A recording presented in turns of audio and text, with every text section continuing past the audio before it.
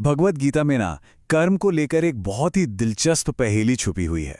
आज हम उसी पैराडॉक्स को समझने की कोशिश करेंगे। चलिए एक सवाल से शुरू करते हैं। जरा सोचिए, अगर किसी इंसान के पास वो सब कुछ हो जो वो कभी भी चाह सकता है, मतलब उसकी सारी इच्छाएं पूरी हो चुकी हैं, कोई जरूरत बाकी ही नहीं है, तो क्या वो इंसान फिर भी काम करेगा? ये एक ऐसा सवाल है जो हमें कर्म के असली मकसद, उसके असली पर्पस के बारे में सोचने पर मजबूर कर देता है। और देखिए, ये सवाल कोई नया नहीं है। ये तो एक सदियों पुराना दार्शनिक रहस्य है, एक पैराडॉक्स जिसे खुद भगवान कृष्ण ने भगवद गीता में हमारे सामने रखा है। और सच तो ये है कि ये विरोधाभास उनके अपने अस्तित्व के, उनके अपने बीइंग के बिल्कुल केंद्र में है। तो आखिर ये दिव्य विरोधाभास है क्या? चलिए इसे थोड़ा और करीब से समझते हैं। तो देखिए, यही है वो विरोधाभास।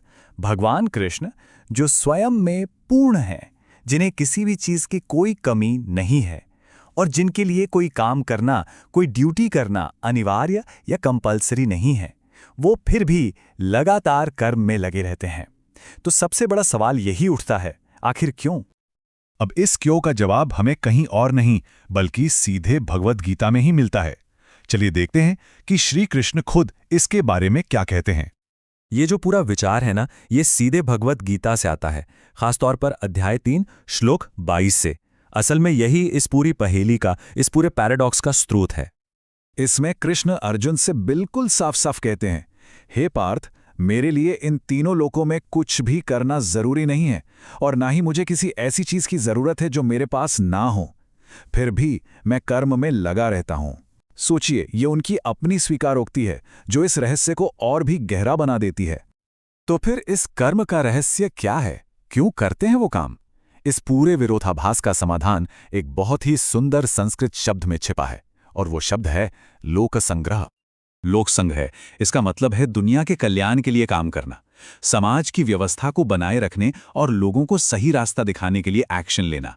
यहां मकसद अपने लिए कुछ पाना नहीं है, बल्कि पूरी दुनिया के लिए, सबके लिए काम करना है। और कृष्ण ठीक यही करते हैं। और यहीं पर कर्म की प्रेरणा का सबसे बड़ा फर्क साफ दिखता है। देखिए, ज्यादातर लोग काम क्यों करते हैं? क्योंकि उन्हें कुछ चाहिए होता है ना? धन, प्रसिद्धि या कोई और चीज।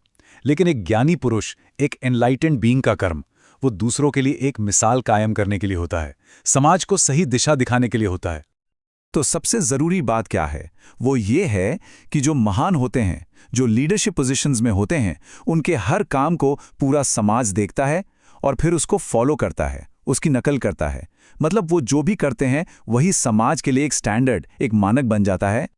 लेकिन जरा सोचिए, अगर ऐसा ना हो तो क्या होगा? अगर यही महान लोग कर्म करना, काम करना ही छोड़ दें? इसके जो परिणाम हैं वो बहुत गंभीर हो सकते हैं। तो चलिए कल्पना करते हैं, कोई ऐसा व्यक्ति है जिसे सब कुछ हासिल है और वो अचानक काम करना बंद कर दे। समाज पर इसका क्या असर पड़ेगा?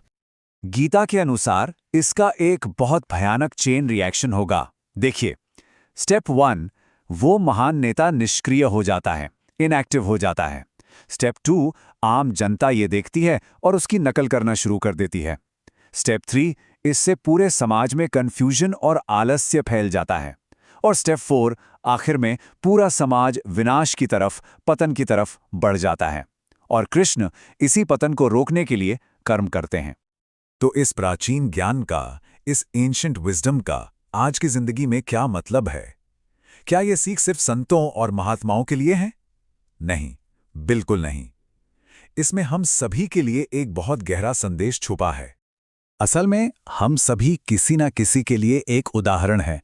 जैसे माता पिता अपने बच्चों के लिए एक मिसाल हैं, एक टीम लीडर अपनी टीम के लिए, एक टीचर अपने स्टूडेंट्स के लिए, और जो पब्लिक फिगर्स हैं वो तो पूरे समाज के लिए एक आदर्श होते हैं। मतलब हमारे कामों को हमेशा कोई ना कोई देख रहा होता है और उनसे सीख रहा होता है। तो इसका सार क्या है? यही कि हर इंसान का हर काम, चाहे वो छोटा हो या बड़ा, वो दूसरों के लिए एक रास्ता बनाता है, a path for others to follow. कोई भी सिर्फ अपने लिए नहीं जीता। हमारे हर कर्म का असर हमारे आसपास के लोगों पर पड़ता है, और ये एक बहुत बड़ी सामाजिक जिम्मेदारी है। तो ये पूरी चर्चा हमें इस एक सवाल पर लाके छोड़ देती है, किसी भी व्यक्ति के कर्म दूसरों को आखिर कैसे प्रेरित करते हैं? देखिए, हर कोई जाने अनजाने में किसी न किसी के लिए एक मिसाल बन ही रहा है। सोचने वाली बात सिर्फ ये है कि वो मिसाल कैसी है।